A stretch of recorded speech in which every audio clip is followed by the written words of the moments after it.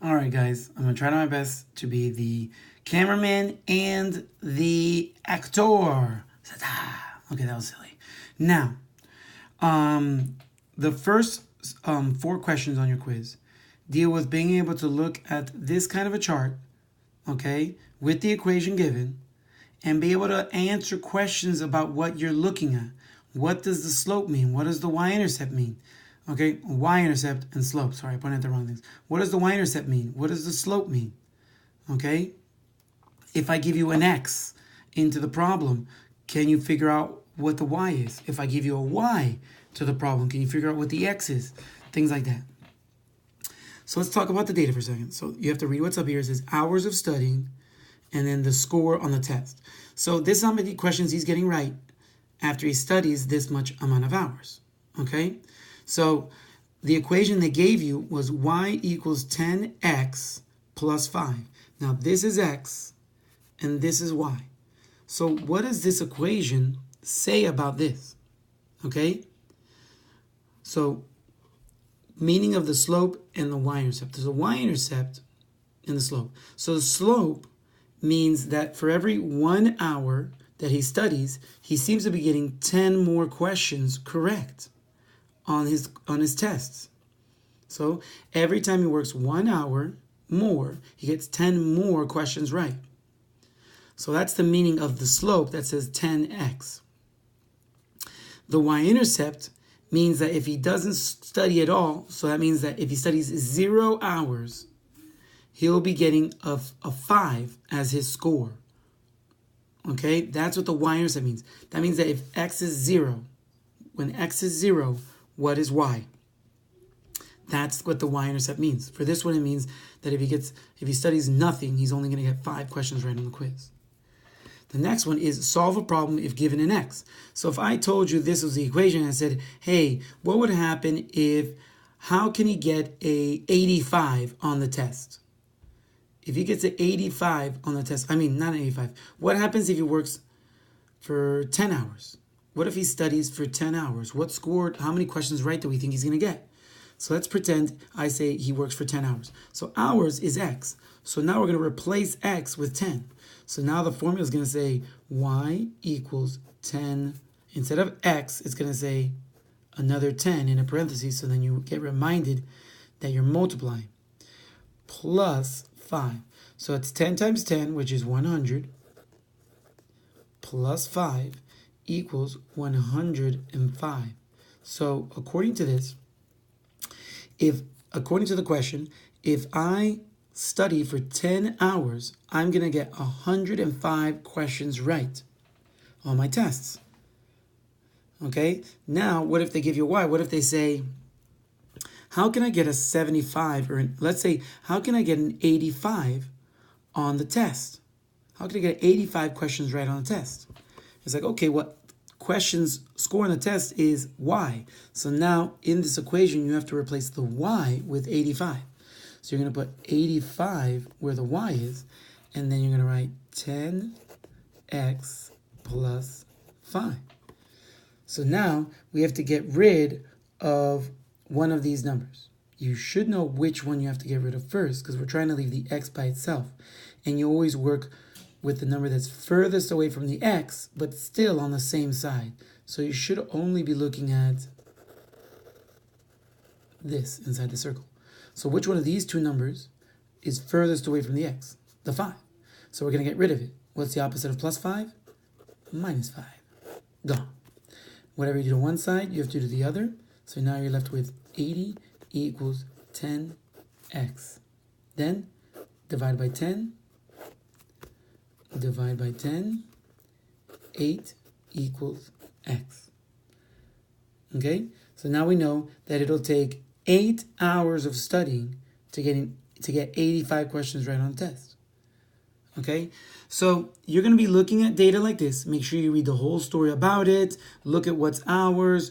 Look at what the X category is. Look what the Y category is. Okay?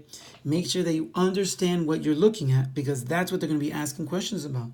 These are the main big questions. There's other questions that are much easier that they already give you in the chart, like, hey, how many questions did he get right if you get 4 hours of studying?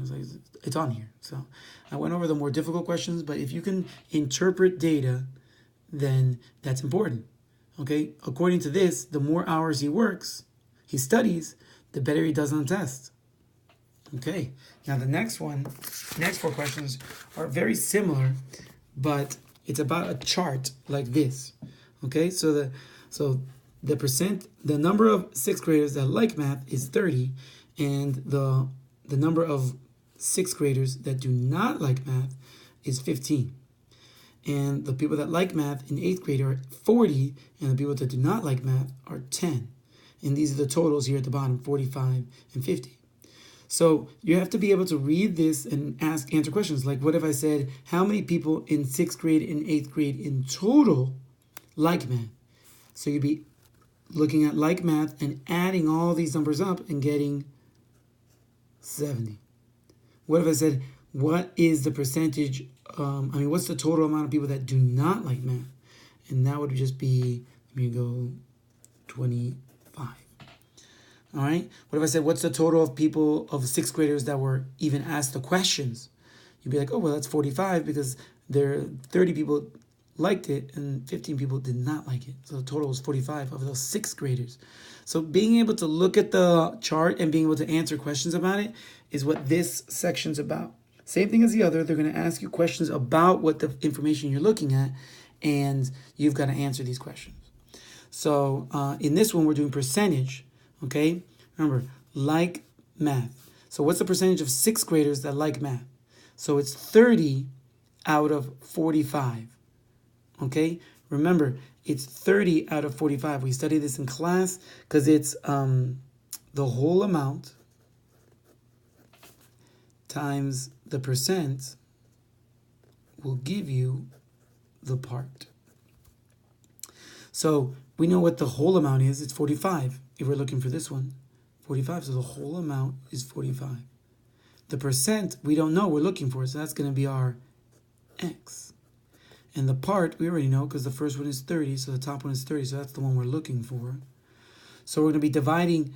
To leave x by itself, we have to divide by 45 because they're multiplying, and we have to do the opposite. So divided by 45, divided by 45, x is going to equal 0.67.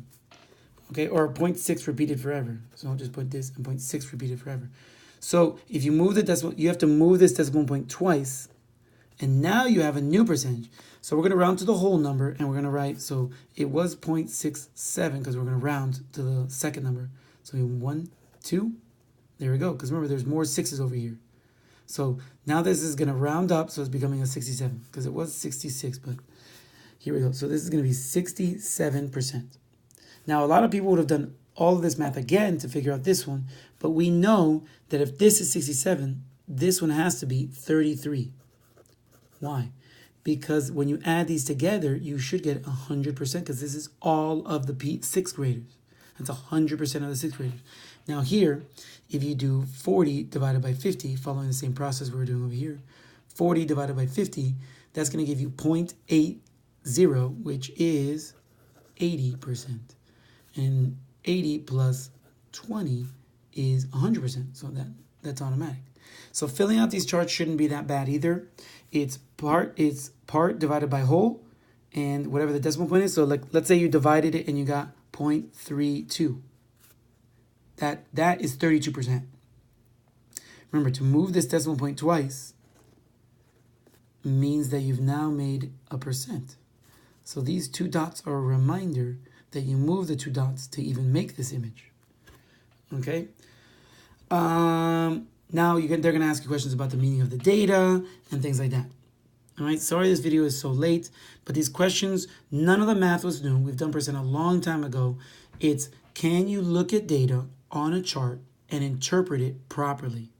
Okay, how do you get this percent? You have to use this number and that number. How do you find this percent? How do you find this percent with the information above? Things like that. How do you read this so then you know the total of people that like math? All of those kind of questions. So make sure that you can look at this data, read a question about it, and interpret it properly. And that's it. That's what the quiz is on, guys. Bye.